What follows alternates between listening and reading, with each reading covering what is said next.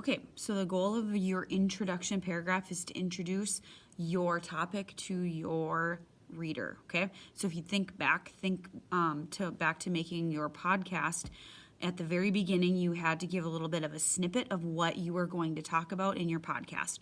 This is just like that, but for your paper topic. Okay, for my example, for my introduction paragraph, this lady named Amy Livingston wrote a really, really cool intro paragraph about the topic of pennies staying in circulation. So I'm going to break apart her paragraph into the different chunks to show you what a really good intro paragraph can look like.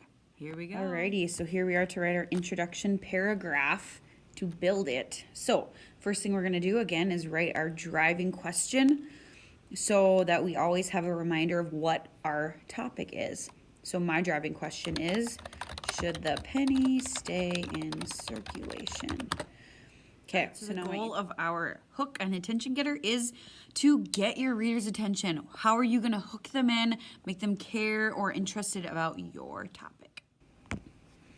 Okay, so if we take a look at what I've got here for my introduction paragraph, like I said, the Amy Livingston wrote this introduction paragraph, and I really liked it, so I'm gonna break it down for you guys. So, Amy wrote a really cool attention getter and hook, what I thought was really awesome. It got me really thinking about the topic. So let's start off. According to an old superstition, it's good luck to find a penny on the sidewalk, which is true. People do that all the time. See a penny, pick it up. All day long, you'll have good luck. But whether or not you believe picking up that penny will bring you luck, one thing it definitely won't bring you is wealth.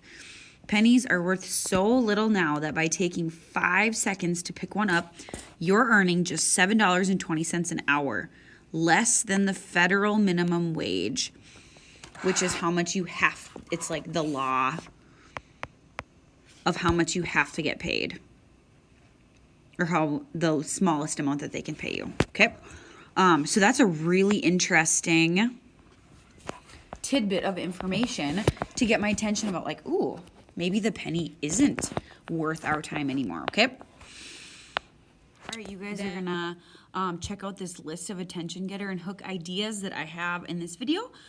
Choose one and then pause the video and go write your hook part of your introduction. After you've done that, then you can go ahead and press play and we'll move on to the explanation. Okay, here's that list of hook ideas. Choose one that you like.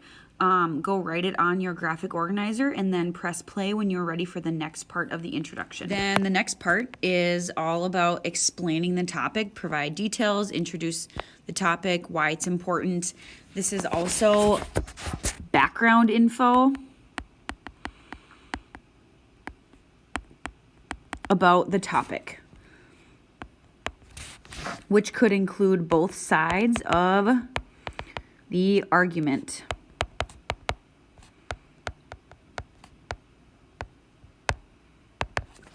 So this is just explaining some background. Let's read. Pennies are so close to worthless that many people argue it's time to do away with them altogether. Okay, so now we're learning about who wants to get rid of them.